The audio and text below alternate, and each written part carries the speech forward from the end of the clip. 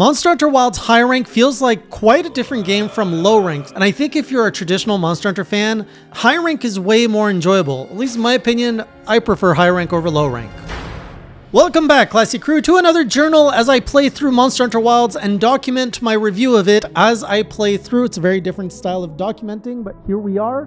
I have now entered high rank. I've made it all the way to Hunter rank 27, so I've seen, I would say, the first half of high rank from what I understand. I think the story of high rank ends at Hunter rank 40. And I've been introduced to so many of the mechanics. I think I can really comment on high rank versus low rank at this point. And then the next journal, I will probably be able to better assess how the end game of Monster Hunter Wilds actually lives up to my expectations and everyone else's expectations. But I can just say I went into high rank with not much expectations at all. I kind of went as blind as I could in Monster Hunter Wilds. I was mostly watching the key trailers, but I wasn't watching the developer streams and all that. I just didn't know what to expect. I was fairly satisfied with the low rank story.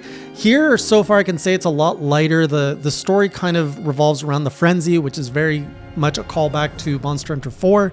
And it's interesting. It plays perfectly to the point where it's like, okay, we've just saved the ecosystem. Things are now changing. Monsters are roaming into new territories, and we're investigating the change of our actions from low rank in high rank. Add to that, though, the fact that it just feels like the game finally says, okay, we've given you that narrative meal we wanted to present to you. Go do what you want.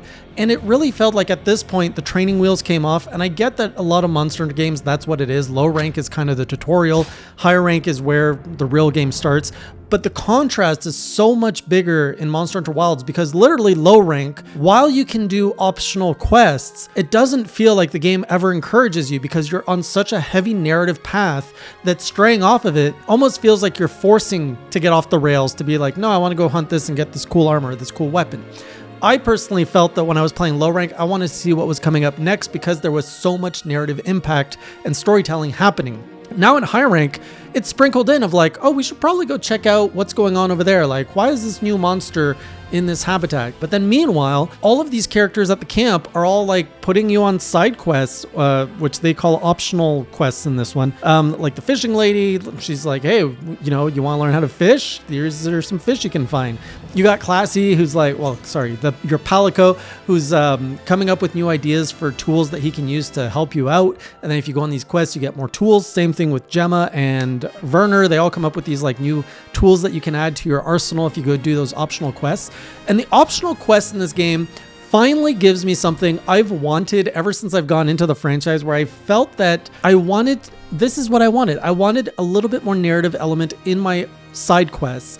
And I think it was in Rise Sunbreak where you still had these side quests that were all text-based and very kind of fluff of oh, go hunt this monster you've already done. Here, there's a bit more narrative building going on, and I feel like I'm building out a lineage of quests tied to a certain character.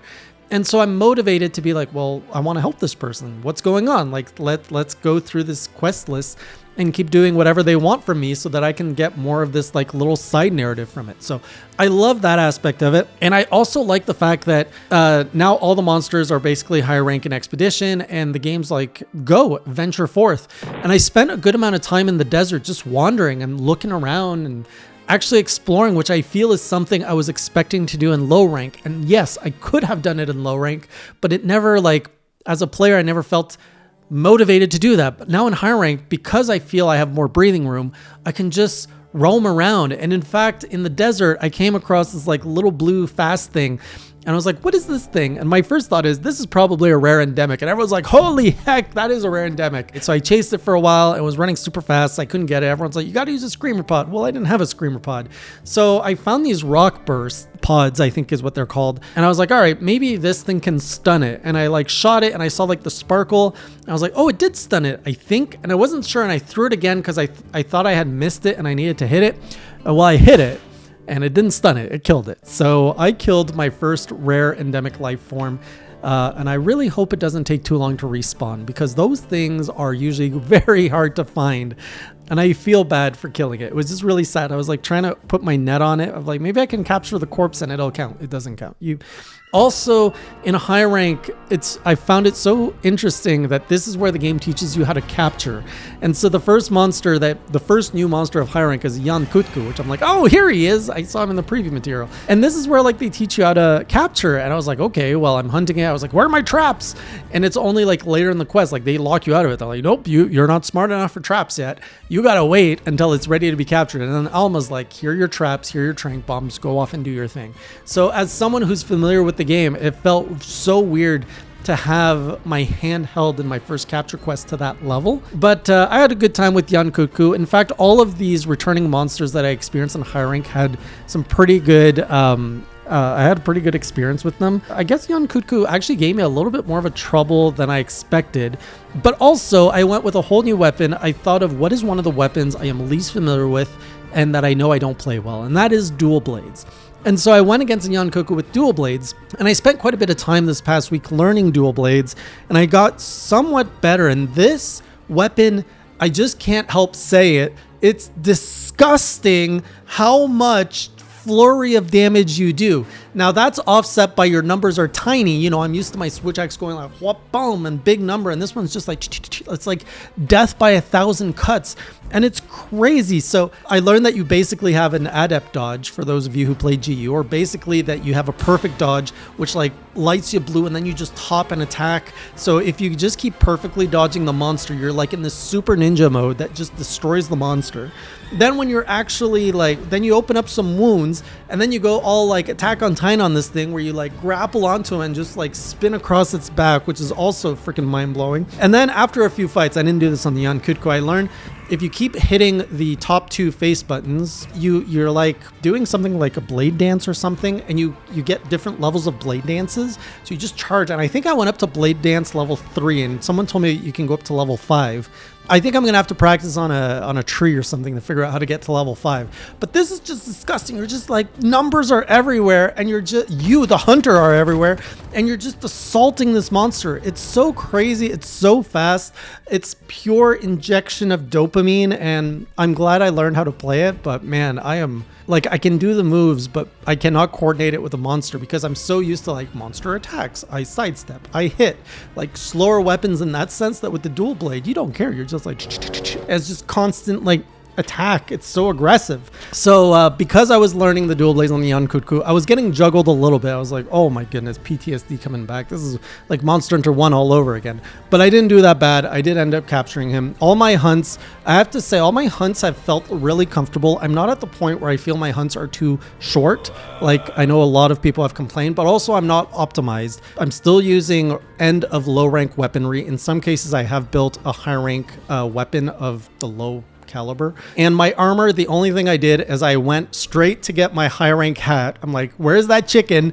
Where's the high rank chicken? Because I need this hat with some more defense. And the rest, I haven't really upgraded my armor just because it doesn't feel like I need to yet. It's gonna catch up to me pretty quick where I'm like, oh, okay, I do need some high rank armors. Let's go and do that. Big difference from past Monster Hunter titles where I would get into high rank and I'm like, oh my goodness, please give me some high rank armor now. So big differences there from an experience standpoint. Another thing I love about high rank and the lack of hand holding is now I can open up my map and there's these question marks that pop up and I'm just like, what's that? What's that? And people are like, go find out. And so I did. My first question mark led me straight to a freaking Gravios. And I had not seen him in the preview material, but I knew he was in the game, but I didn't look at any of the footage. And this fight was so fun, and I'm so surprised to say this about Gravios because I fought him in a few games and I can't say I've ever enjoyed fighting Gravios, but in this fight it was like his animations are cool, he's intimidating, the blasts, the laser beams are so freaking cool to see and they're so deadly. Like I was on my toes, and he's a higher rank Gravios and they gave him moves that were only available in G rank, or at least I thought that's how It was. So like the one where he spits his beam, it's like choo choo. I think he used to do that only in G rank and Monster Hunter GU and maybe other games. Here he has it in high rank. He's got crazy beams. In fact, I carded to one because I got up and then he's just like, like he just zaps you from afar. It looks cool. And at first, like, I was bonking off of him because he's a pile of rocks. I'm like, it's okay. I'm just going to keep like slicing in his stomach. Eventually the rocks are going to come out and then we're going to have our way with him. We're going to like hit his squishy. And that's what happened. So I love that I knew how to like approach this fight. And I was, luckily I had my Switch X at this point. So I was using sword mode to have Mind's Eye, I think it's called, basically not being able to bounce. And then when his stomach opened up, then I was using the axe in there and we were just opening him up more and more. I love how much you can just break Gravios. And he's just so intimidating in this fight. It was a great time. Another thing, so another monster that I ran into was the Blaganga, which, I mean, I'm not usually a fan of monkeys. And this one too, I went in, I was like, oh, stupid monkey. And I hated Blaganga in GU. But they did something to this monkey, which made him way more enjoyable in this fight. And I had a pretty good time. Also, I had an easy time against Blaganga, which was a little weird. But at one point, and I hope the editor puts this clip because it was good, because at one point he like went to kick me and I offset switch axed him and then he fell over and I like zipped by him and then smack. And I was smacking on him and he went to punch me again. I'm like, nope, sword parry. And then I kept smacking him. Like I was on top of my game with the switch axe in that moment. And it was just beautiful to be flowing so well against this monkey. So the monkey died. As I was hunting him, I saw another familiar face, which was Gypceros. I'm like, literally, this was me on the battlefield. I'm just like running around as a hunter and I'm like, oh, I know this thing, I gotta kill it. I know this thing, I gotta kill it. Like I was just completely distracted, just destroying everything. The Gypceros was also like, I can't say what it is about these old monsters that they've brought back, what they did, but they're more enjoyable. Like never in the old games would I have been like, yeah, let's go fight a Blaganga. And here in this game, I'm like, why are these fun? Like, there's just something, the matchup is different. It feels a lot better. The only thing I can say about Gypceros too is the tail. Holy, they made this thing long. At one point, like, it slaps on the ground and I'm looking at it, I'm turning my camera, I'm like, how far does this thing freaking go? Like, it's such a long tail. I don't know why they made it so long. Like, it's always been a rubbery tail, but it's almost comically long at this point. It's crazy. And then there was also a Rathalos and Rathian, which I did not fight one-on-one. I fought them in multiplayer, so I can't really comment on how they fine-tune them. But it's good to, like, the game is feeling more familiar because there's so many elements coming back. On the story front, there was also a Frenzied Nerscylla that I fought, which now I've learned, I don't know if it was always the case that Frenzied monsters have less HP, but yeah, I was surprised at how fast that thing died. And then the next big surprise, which happens at Hunter rank 20. So we're told that there's like a tempered Lalabarina, and this is when like I get introduced to tempered monsters. I'm like, okay. I was told there was a surprise at Hunter rank 20. Why am I fighting a spider that I know already? And of course you get this reveal of a Guardian Fulgur Anjanath. And I'm a big fan of Anjanath. Not so much Fulgur, but I was so shocked to find him here because I did not know he was in this game. I was like, Anja, my boy, you're here. Why did they bring the bad version of you? I'm not a fan of electrical Anjanath. And in this fight, it was a little tough, but again, it wasn't as intimidating or as tough as it was in Iceborne, but Iceborne is master rank, so maybe that's why. I don't remember if he did the front flip in Iceborne. Here he does this front flip, which looks really cool. But ultimately, the attacks are very well telegraphed, and after, a few minutes with him, it's pretty easy to just sidestep everything he's doing and attack him, smack him. But it's so good to have these familiar monsters that I got initiated to in my first Monster Hunter game coming back into Wilds, and I'm just grinning, and I look forward to seeing more and more of these in the title updates. Another thing that unlocked in high rank is the Argosy, which I'm pleasantly surprised to find that you can buy weapons, you can buy monster parts on this thing. So I'm just basically buying all the weapons I don't already have from the Argosy, because why not? I'm kind of enjoying collecting weapons because they are so easy to make in this game. Oh, multiplayer, I guess, is the last thing I need to talk about. So I finally dabbled in multiplayer for the first time, and it's smooth, but to start, it's confusing as heck because you've got lobbies, you've got links, you've got squads, and I'm sure I'm missing a lot of other things. But I had set up a squad called the Classy Crew on the launch week of Wilds, not knowing that there was a cap on this thing. So as I was trying to play with my community, some people were joining me through the squad. Some are like, I'm getting an error, I can't join. And we learned that there's a capacity of only 50 in a squad. So of course my community is bigger than 50, so I can't use now the squad to do like my community hunts with. So I'm like, okay, let's open up a private lobby. And then we were getting people in there and that was working, and we could do like optional quests and stuff that way. But then at one point I'm like, I just want to go like on an expedition with all of you and let's just hunt whatever we find. But then I private squad didn't work in that. Then you have to go to an environmental link, which connects you and all your friends to one specific environment, which I mean, it makes sense, but it's like described in such a complicated way because you have environmental link, but then you also have a link party, which I'm not sure what the difference is. I assume a link party, like I don't know what the difference is between a link party and a private lobby, and I don't understand what the benefit of a squad is if you have to do private lobbies anyways. So but anyways, once we set it up and figured it out, people were rotating in and out smoothly, and I like that.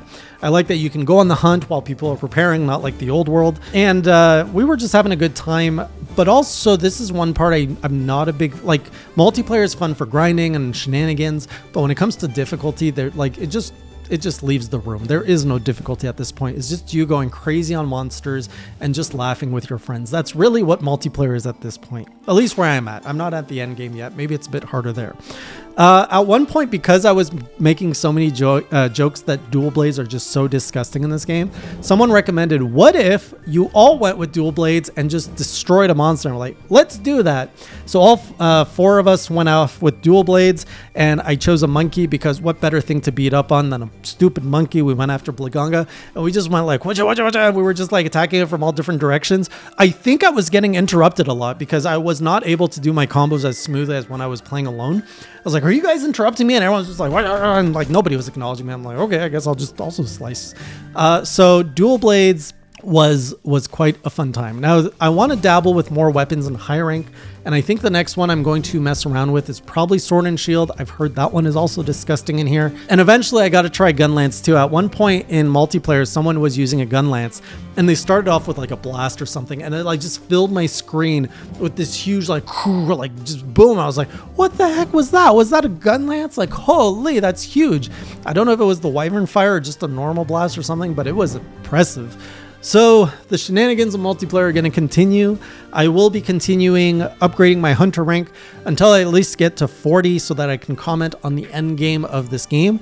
And that's probably where my journal reviews will end for Monster Hunter Wilds until the title updates start coming out, which honestly, by the time that, like, it might line up that by the time I get to my whatever 6th journal, title update will be out. So hopefully I see you on that next journal or on stream. And until next time, keep it classy.